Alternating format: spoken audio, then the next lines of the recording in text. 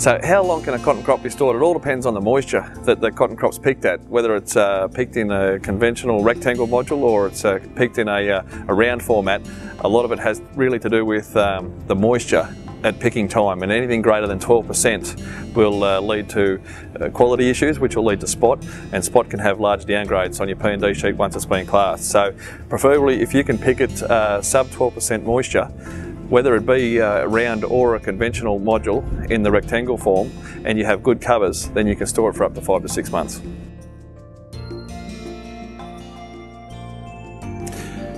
The types of specialised machinery required to take the modules or the seed cotton as it's known to the ginning facility only really requires flat tops, which are flat deck 40-foot trailers or 45-footers, and to load the round bales, if we're talking, or round modules, onto those trailers, a front end loader or telehandler in the field. Some who use conventional rectangular type modules will use in-field loaders, and others will use chain beds. Now they're various different types of module transport that's being concocted through this evolutionary phase in cotton at the moment, so there's nothing specialised or specific to deliver cotton to the yard. There are a number of different options. The factors that should be considered when choosing a good ginning facility are number one, reputation. You need somebody who is good at it. It's something that's learned over time. It's a skill. You want good staff at your ginning facility that can produce a good product for you. You also look at the turnaround as well. You don't want cotton that may be picked in an iffy situation over 12% and left in the module yard for a long time or on your farm for a long time. You want it in, ginned, classed straight away, ASAP, if that's the case.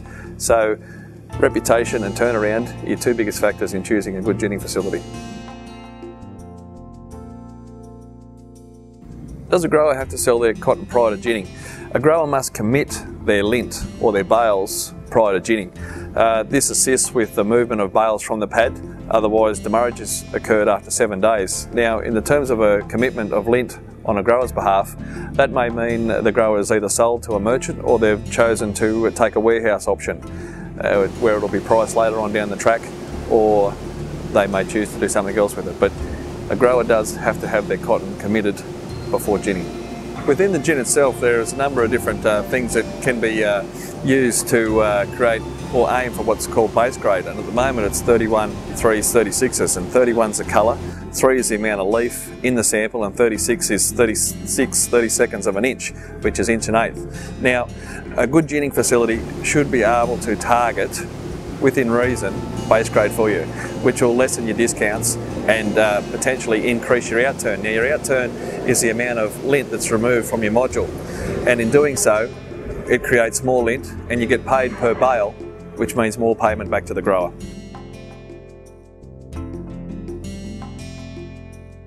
To help make ginning a smooth process for a first-time cotton grower, there's a couple of other aspects they need to consider. One's the selling of their seed, the second commodity, apart from the selling of their lint.